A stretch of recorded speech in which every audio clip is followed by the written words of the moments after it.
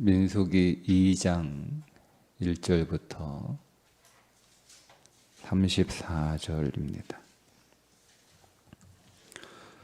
여호와께서 모세와 아론에게 말씀하여 이르시되 이스라엘 자손은 각각 자기의 진영의 군기와 자기의 조상의 가문의 기호 곁에 진을 치되 회막을 향하여 사방으로 치라. 동방해 돋는 쪽에 진 칠 자는 그 진영별로 유다의 진영의 군기에 속한 자라.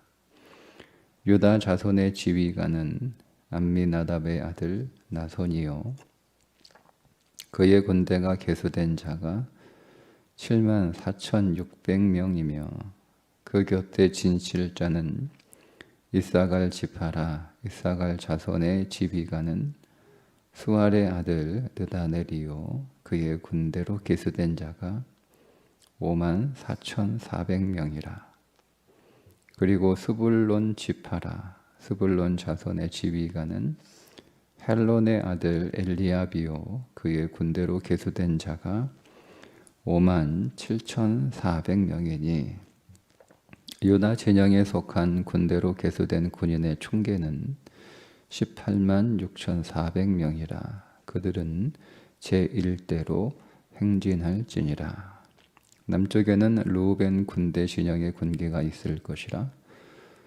르우벤 자손의 지휘관은 스데울의 아들 엘리술이요 그의 군대로 계수된 자가 46,500명이며 그 곁에 진칠 자는 시므온 지파라. 시므온 자손의 지휘관은 수리사대의 아들 슬루미엘이요 그의 군대로 계수된 자가 59,300명이며 또 갓지파라. 갓조선의 지휘관은 루엘의 아들 엘리아삽이요 그의 군대로 계수된 자가 45,650명이니 르우벤 진영에 속하여 계수된 군인의 총계는 151,450명이라. 그들은 제2대로 행진할지니라. 그 다음에 회막이 레위인의 진영과 함께 모든 진영의 중앙에 있어 행진하되 그들의 진친 순서대로 각 사람은 자기의 위치에서 자기의 길을 따라 앞으로 행진할지니라.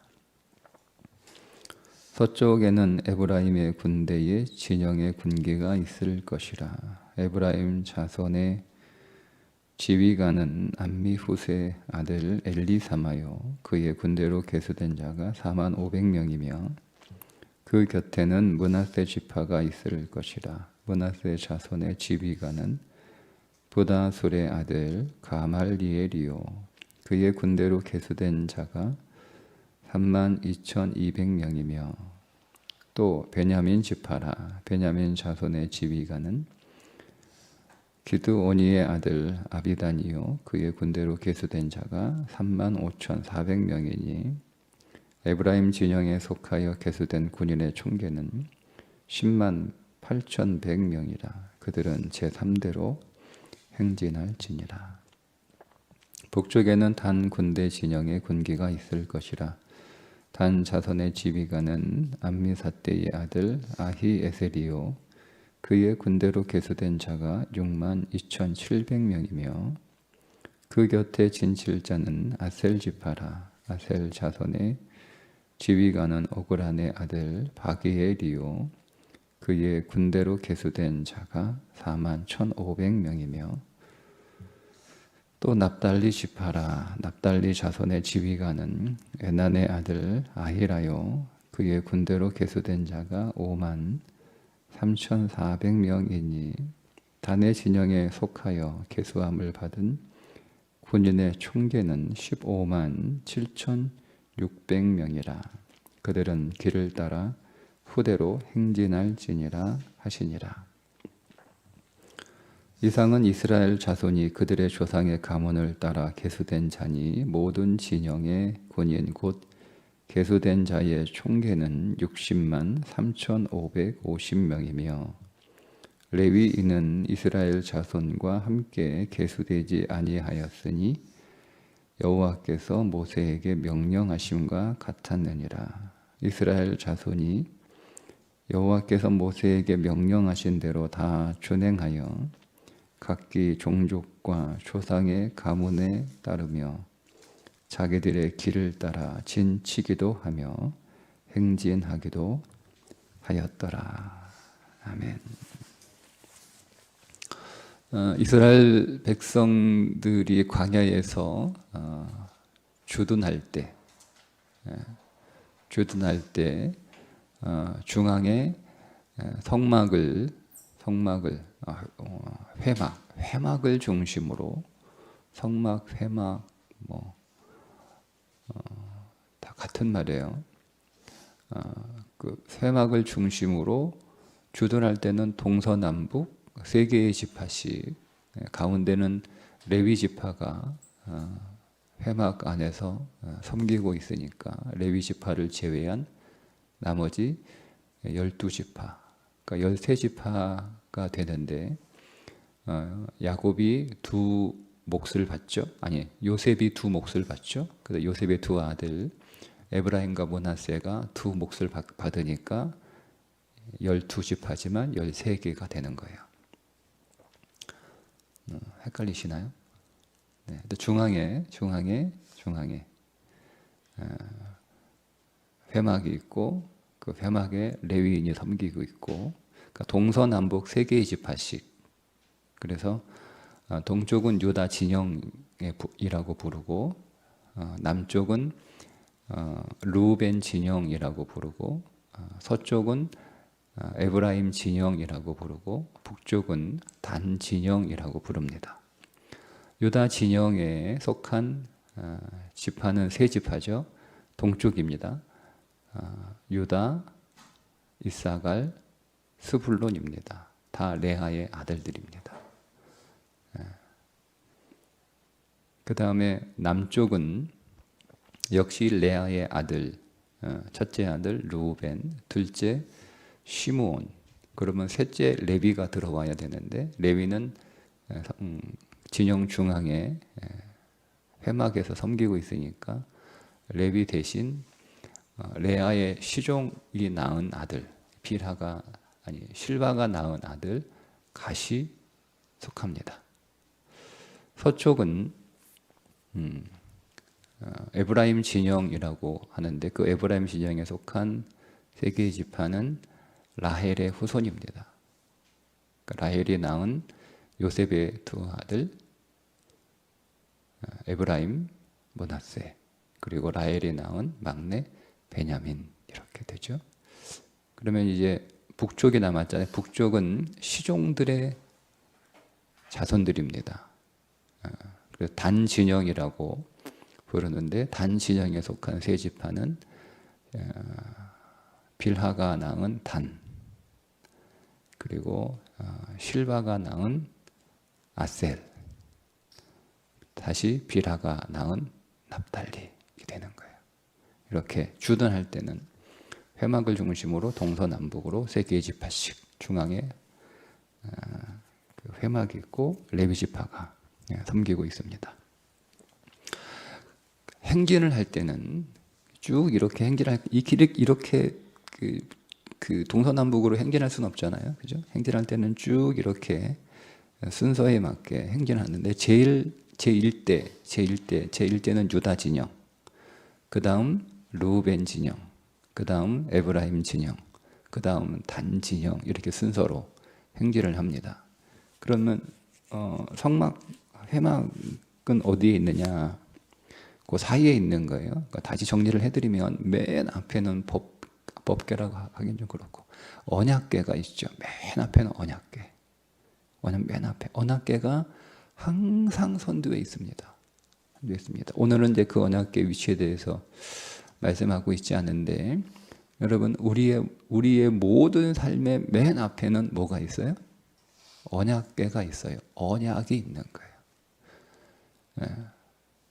그리스도인은 환경을 바라보고 가는 게 아니에요. 상황을 바라보고 가는 게 아니에요. 항상 우리의 소망은 뭐죠? 언약입니다. 하나님께서 우리에게 주신 그 약속을 보고 그 약속을 따라가는 거지.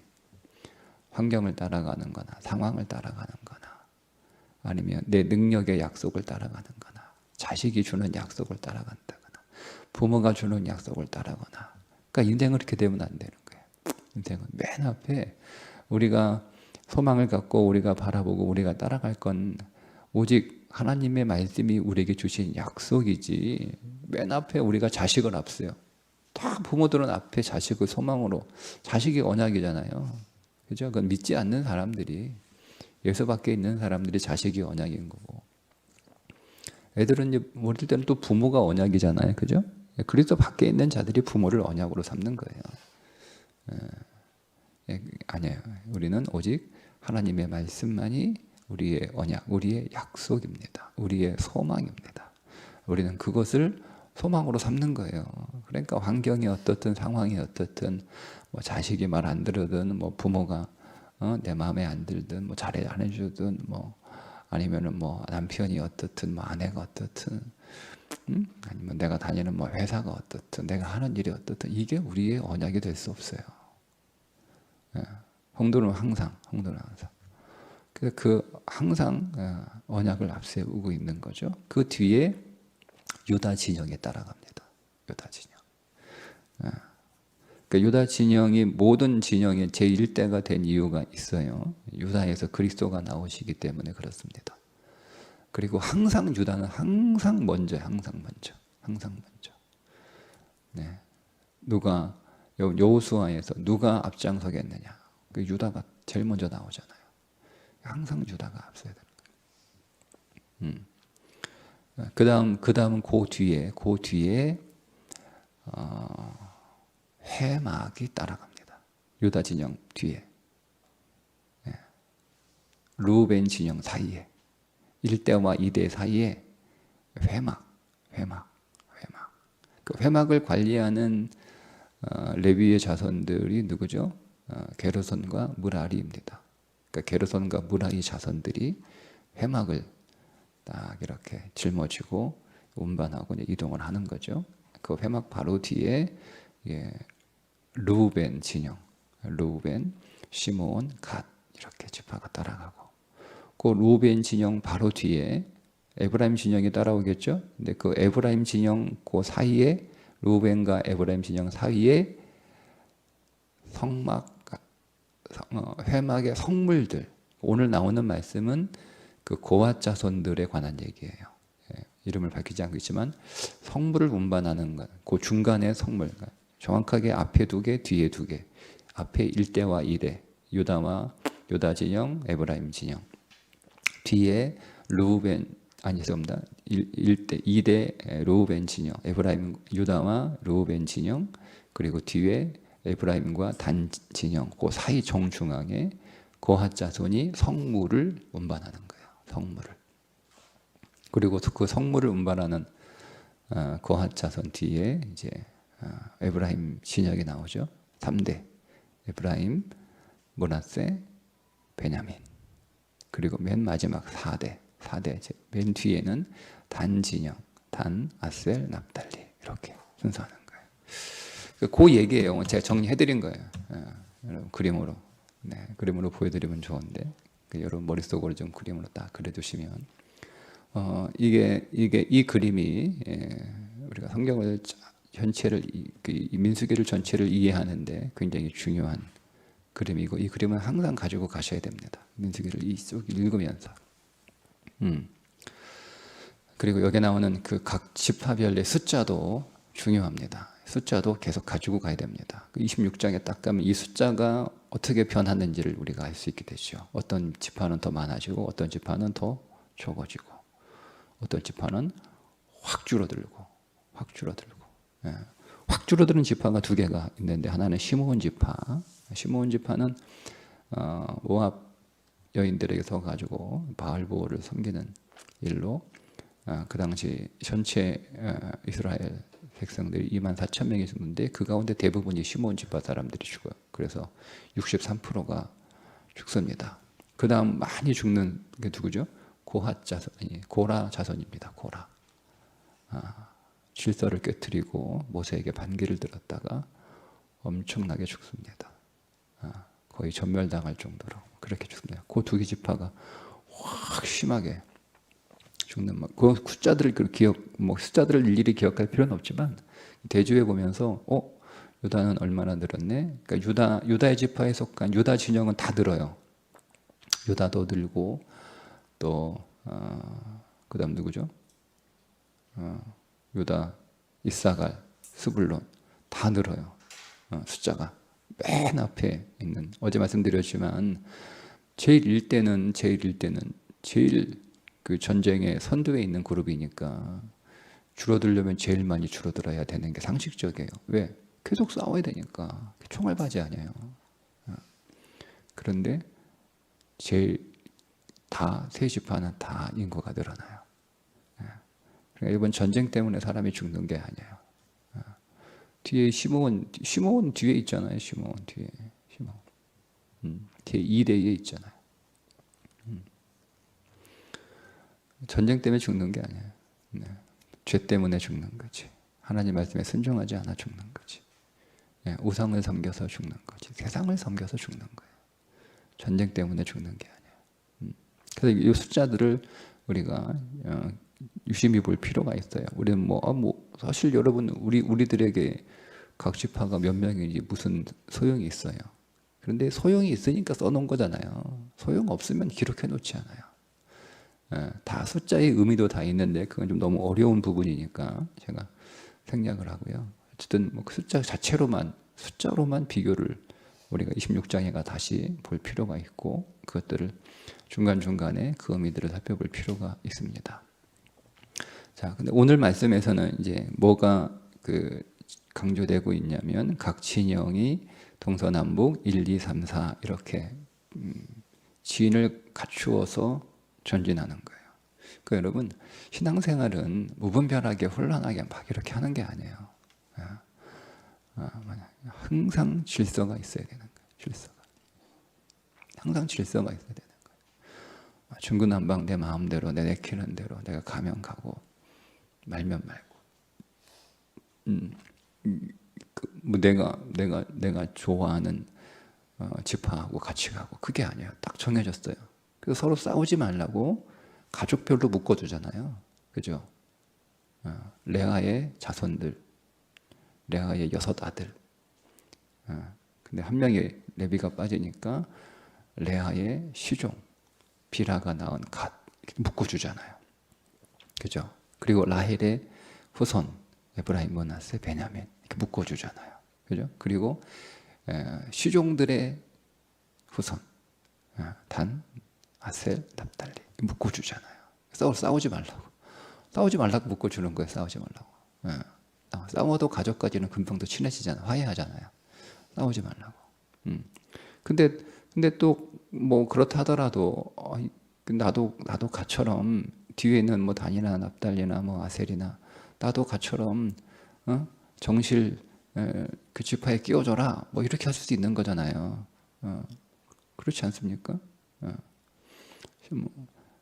근데 그게 안 되는 거예요. 딱 정해놓은 거예요. 그렇게 하라고. 너는 에브라임 지파, 너는 유다 진영, 너는 에브라임 진영, 너는 그 르우벤 진영, 너는 단 진영. 그 괴를 계속 가는 거예요. 뭐 내가 마음에 안 든다고 나는 다른 진영으로 가겠다. 나는 싸워가지고 다른 진영으로 가겠다. 나는 저 진영하고 더 친하니까 이게 안 되는 거예요. 신앙생활은 그렇게 하는 게 아니에요. 교회가 정해준 대로 하나님이 정해주신 대로 그렇게 교회 생활을 해야 되는 거예요. 그 신앙생활이 그런 거예요. 근데 중앙에 뭐가 있냐면 회막이 있죠. 회막. 그러니까 우리가 주둔하고 머물러 있을 때 우리의 모든 삶의 한 중심에 뭐가 있어야 되는 거예요? 예배가 있어야 되는 거예요. 모든 삶의 중심에 예배가 있어야 되는 거예요. 전진할 때도 그 중간중간에 뭐가 있어요? 예배가 있잖아요. 예배. 성막과 성막의 성물들이 중간에 있잖아요. 그러니까 모여 있을 때, 주둔하고 있을 때는 항상 예배가 있고, 그러니까 요거는 이제 우리가 이제 그냥 적용을 하다 보면, 그냥 제가 그냥 이해하기 쉽게 적용을 하다 보면, 오늘이 이제 우리가 주둔하고 있는 날이잖아요. 그죠? 주일이 주둔하고 있는 날이잖아요. 그러니까 우리의 삶의 중심의 한가운데 예배, 주둔할 때 항상 예배가 있는 거죠. 길 가면서 행진하면서 예배를 드릴 수는 없잖아요. 그죠? 주둔하고 있을 때, 멈춰 있을 때 거기에 그때 제사가 드려지는 거잖아요. 번제가 드려지고 매일 상번제가 드려지고 또 뭐 필요하면 소제도 드리고 또 속죄제, 속건제, 또 화목제 이렇게 드리는 거잖아요. 그러니까 그 중심에 예배가 있는 거예요. 예배가 있는 거예요. 근데 그래서 각 지파들이 동서남북으로 있는 이유는 가장 예배에 가까이 있는 거잖아요. 예배에 가장 가까이 있는 진 구성이 동서남북으로 사방에 있는 거잖아요. 이렇게 쭉 이렇게 뭐, 야, 아무 때고 좋은 자리 찾아가지고 그냥 주둔해. 그래서 뭐 저쪽에 그 유다 지파가 좋은데 자꾸 뭐 그렇게 아니라 그 어디든 딱 성막에 회막에 딱 자리 잡으면 동서남북으로 딱 진영이 있어요. 그래서 제일 가깝게 예배 안으로 제일 빨리 들어올 수 있도록 그렇게 그런 삶을 살아가는 거예요. 자, 그리고 전진할 때는 어떤 그죠? 전진은요 질서를 잡기 위한 것도 있지만 전진에 제가 말씀드린 것처럼 전진의 편성표를 보세요. 중간에 뭐가 있어요? 예배를 위한 회막과 성물들이 있는 거예요. 그죠? 예배를 지키는 거예요. 예배를 지키는 거예요. 그러니까 오늘 우리가 하나님 앞에 나와 예배하는 삶을 살고 오늘 우리의 삶에 오늘 우리의 이 하루의 중심은 예배가 있어야 되는 거예요. 예배. 그 예배를 통하여 하나님을 만나고 하나님을 경험하고 하나님의 공급하심과 하나님의 치유하심과 하나님의 사랑하심을 경험하고 예배를 통하여 오늘 우리의 죄가 해결되고 우리의 죄가 다시 씻어지게 되고 우리가 다시 정결해지고 하나님 앞에 거룩해지는 회복되는 그 예배가 우리 가운데 있어야 되는 거예요. 그리고 일주일 동안 우리는 예배를 지키는 삶, 그러니까 전진은 예배를 드리기 위해서 전진하는 거예요. 그러니까 일주일에 오늘 우리의 삶의 관심은 예배. 일주일 여러분 그들은 이 성막이나 그 성막의 성물들이 훼손되거나 그게 부정한 것 접촉되는 것에 대해서 그게 굉장히 예민하잖아요. 안 그러면 그렇게 되면 예배를 못 드려요. 최소한의 부정은 7일간 부정하는 거잖아요. 7일간 예배를 못 드리죠. 그러니까 오늘 각 진의 편성을 보게 되면 그 한가운데 예배가 있다는 것을 알 수가 있습니다. 그러니까 오늘 우리의 삶도 예배가 중심이 돼야 되는 거예요. 오늘 우리의 삶이, 오늘 하루의 삶이 주일이 예배가 중심이 될 뿐만 아니라 이 하루만 우리가 예배자로 살아가는 게 아니라 우리에게 주어진 6일의 삶도, 회상에서의 6일의 삶도 예배를 지키는 삶, 예배를 향하는 삶이 되어야 되는 거예요. 그러니까 예배를 드리기 위해서 우리가 6일을 사는 거죠. 우리가 오늘 예배를 드려서 6일을 살고 6일을 예배를 위해서 또 사는 거예요. 이게 계속 선순환이 돼야 되는 거예요. 선순환. 그러니까 오늘 우리가 예배를 하나님 앞에 잘 드려서 오늘 우리가 예배를 잘 드리면 잘 드렸는지 못 드렸는지 여러분 어떻게 알 수 있냐? 여러분 예배 드리고 왔을 때보다 예배 드리고 나갈 때 여러분 안에 새 힘이 생겼으면 예배를 잘 드린 거예요. 우리가 힘 얻으려고 예배 드리는 거거든요. 마치 자동차가 주유소에 와서 기름을 넣고 가는 거하고 똑같은 거예요. 우리가 그 기름을 일주일 동안 잘 썼어요. 근데 주유소에 모든 차가 다 주유소에 와서 기름을 다 넣고 간다고 한번 상상을 해보세요. 기름을 넣는 차도 있고 기름을 안 넣는 차도 있을 거 아니에요. 기름을 넣는 차는 어떤 차예요? 6일 동안 그 기름을 가지고 열심히 달린 차들은 기름을 넣어요. 근데 기름을 안 넣는 차는 어떤 차예요? 일주일 동안 세워놓은 차예요. 세워놓은 차. 그러니까 여러분, 우리가 일주일 동안 어떤 사람의 예배가 간절하냐? 6일 동안 하나님 앞에 하나님의 말씀을 가지고 세상에서 정말 치열하게 믿음으로 살았던 사람이에요. 그 사람은 다시 하나님으로부터 다시 생명과 능력과 힘을 공급받아야 되니까 간절할 수밖에 없는 거예요. 간절할 수밖에. 그거를 다 채우고 들어가는 거예요. 다시 가는 거죠. 그런데 일주일 동안 그 세우는 자들은 어떤 거예요? 뭐 간절하지 않아요. 뭐 예배, 찬송도, 뭐 기도도, 뭐 말씀도 간절하지 않아요. 그냥 빨리 시간 끝나기만, 끝나기만 기다리는 거죠. 그리고 이제 뭐 가다 뭐 좋은 사람 만나고 뭐 즐겁게 얘기하고 뭐 그러다가 뭐 가든지, 아니면은 뭐 또 집에 바쁜 일 있으니까 그냥 불이 나게 가든지, 뭐 그렇지 않아요. 그거는 여러분, 우리가 6일 동안 우리에게 주어진 그 에너지를, 그 믿음의 에너지를, 생명을 다 쓰지 않기 때문에 그런 거예요. 우리는 그러려고 오늘 예배 드리면서 하나님 만나는 게 아니잖아요. 그래서 우리가 나올 때 어쨌든 탁 새 힘을 얻고 올 때는 막 그 힘을 다 썼잖아요. 다 썼단 말이에요. 그래서 연료 경고등에 들어온 거예요. 빨리 주유해라, 주유해라. 우리 그러고 들어왔단 말이에요. 그런 사람들이 오늘 하나님 앞에 영과 진리로 예배하는 자들이에요.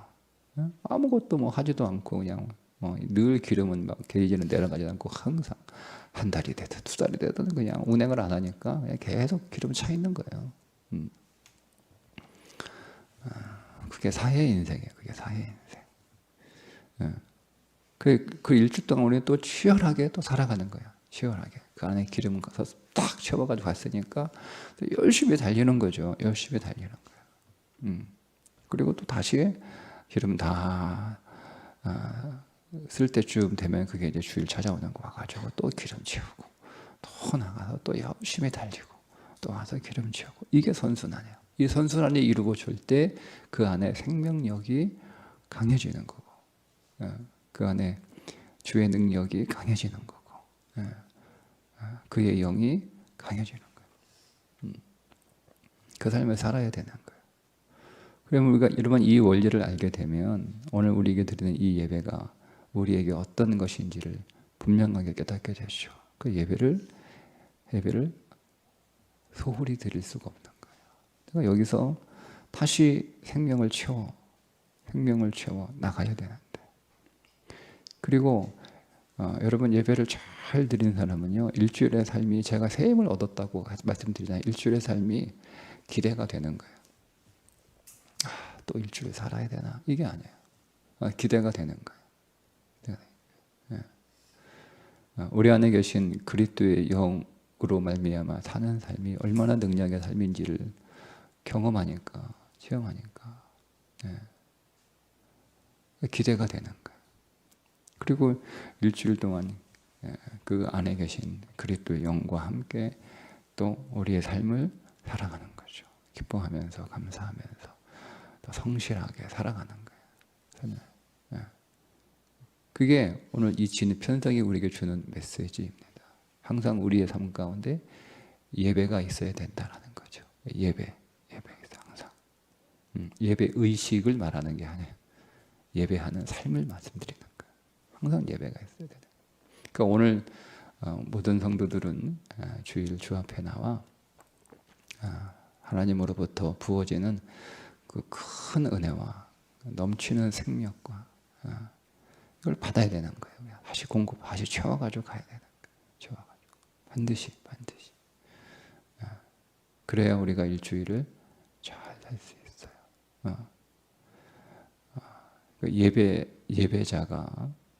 예배자가 승리하는 삶을 살 수 있고, 승리하는 삶을 살아가는 자가 참된 예배자가 될 수가 있습니다. 우리가 온전한 예배자가 되지 못하면 승리하는 삶을 살 수 없어요. 믿음의 삶을 살지 않는 자는 영과 진리로 드리는 예배를 드릴 수가 없어요. 오늘 둘 중에 하나를 끊어야 되는 거예요. 하나님 앞에 내 예배가 하나님 앞에 영과 진리로 드리는 예배가 아니었기 때문에 내 삶은 승리하는 삶이 아니었구나. 내 삶이 치열하게 믿음으로 전투하는 삶이 아니었기 때문에 내 예배가 미지근한 이것도 아니고 저것도 아니고 그런 종교적인 예배였구나. 하나 끊어야 되는 거예요.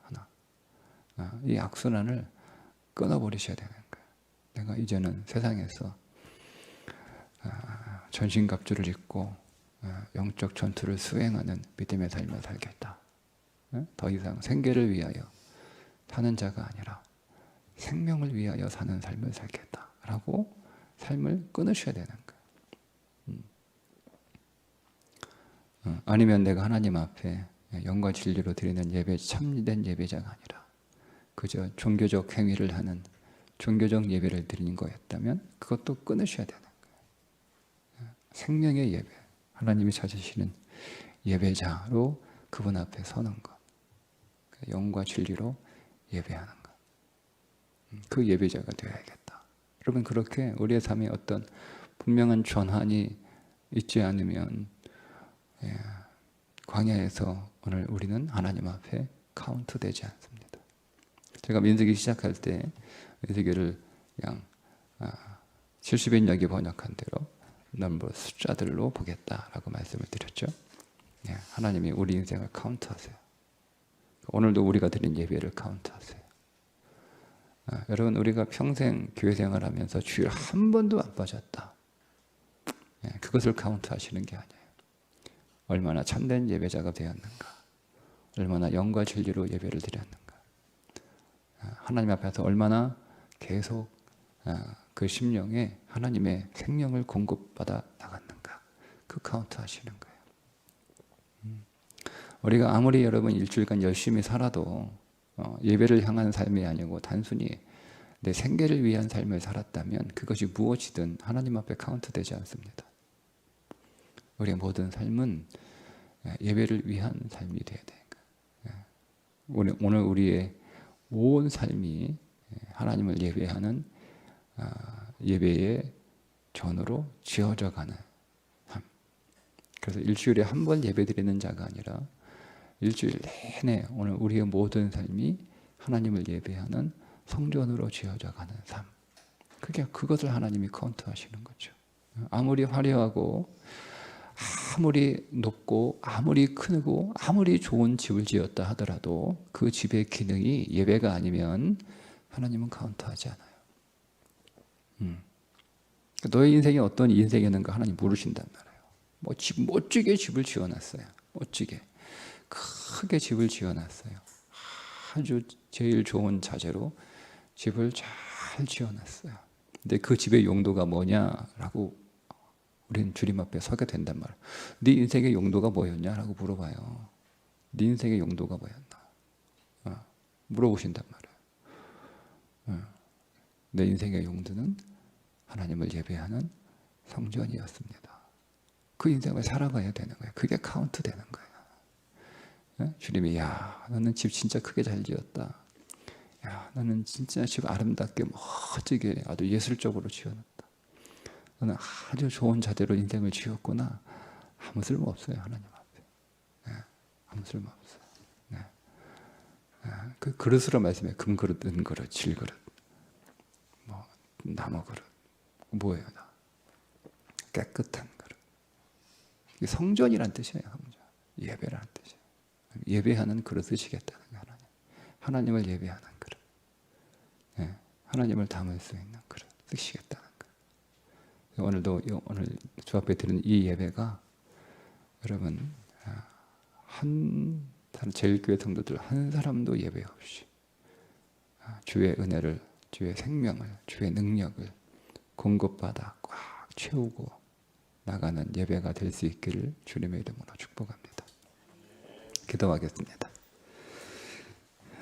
하나님, 오늘 주 앞에 나와 우리가 세상에서 살아가느라 소진했던 하늘의 생명, 영원한 생명 다시 공급받고 새 힘 얻어서 돌아가는 예배가 되게 하여 주옵소서.